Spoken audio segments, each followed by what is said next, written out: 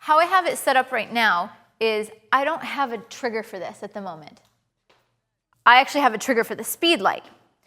So what I'm going to do is I'm going to have that speed light fire and trigger this. So what you need to do is you need to change these settings on it, and they're actually already changed. You need to make sure that this is fired optically, meaning when it sees another flash, it should fire. So I already have that set up. Okay, so that should be good. You could shoot manual. You can switch with her now if you want. You can shoot manual or TTL with that backlight. But I know, since that is the light that this is looking for, right? My through the lens metering for my flash is looking for that one. Well, it's going to be a back hair light. So chances are, if it doesn't see very much, and I say 0 flash compensation, it's probably going to overexpose. Does that make sense? Like, it's the backlight, so it might not quite know where to put it.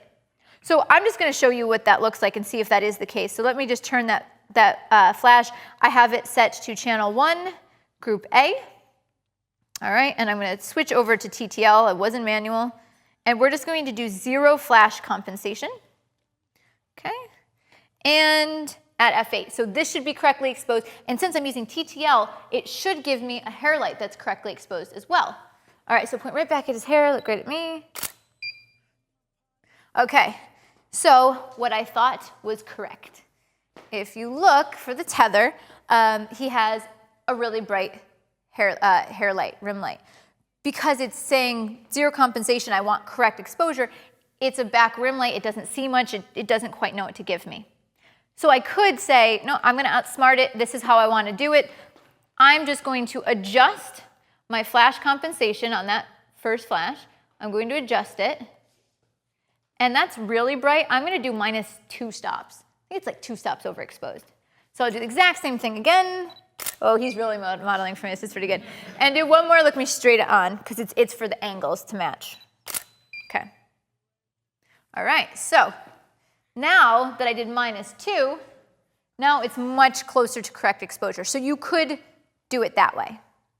Okay, if you want accuracy, this is a portrait. He's not moving around. I can take my time. So what we're going to do is we're going to grab that same flash meter again. And now I'm going to switch over to manual. And so that is now going to be manual, not TTL anymore, that back flash. So I'm going to switch to manual, and I am going to start at,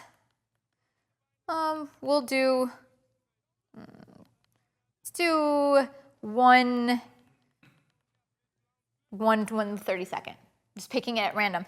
I can hit test and hold that again, and so he's holding it where the light is, dome out, pointed towards that flash.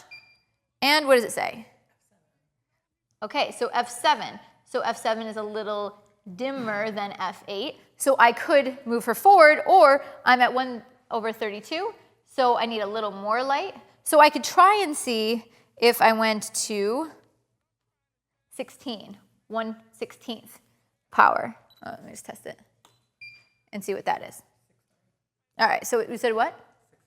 Oh, I think you changed your angle a little bit. Point it back towards the light again. Test it one more time. Okay, so it's still getting bright. But, so he said it's F10.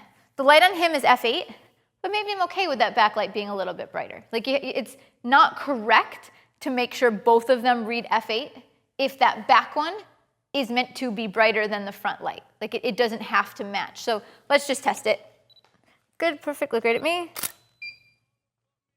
Oh, and it's still too bright. So what I'm going to do is I can go back to manual. And instead of 1/16, I'm going to go 1. And I think when we did that, you'd have an assistant giving a meter reading of it, because I think he's moving. So I think that's why it was a little bit off.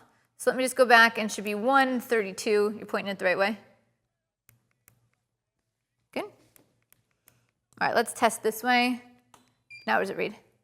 All right, so now it's 8. Let's try it again. Perfect. So now you can get, similar results. I can keep decreasing the power. So the upside of doing on manual is I know exactly what I'm getting. I can make sure it gets consistent readings. He's not moving, no problem. I have a little bit more control. With my TTL, I had to actually outsmart it and say, wow, you're 2 stops off. -2. Like, whatever you're thinking is right, give me -2.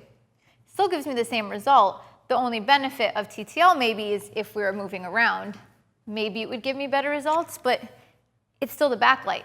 So it doesn't quite know what to give me. So that's why I think manual is going to be the better way to go. Like, you're deciding what the ratios are. So to summarize that, what we had is I picked what I wanted my ambient exposure to be, f8. I metered to make sure that this light was f8 so it would match and be correctly exposed. Then I added that light and I made sure that was close to f8 by metering it.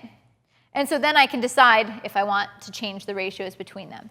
I started with TTL and had to do -2 to get it close to the correct exposure because it's lighting from the back, so the camera's kind of confused what it's actually supposed to be for strength. So manual is probably better because I'll get more consistent results, and I'm telling it exactly what the output should be.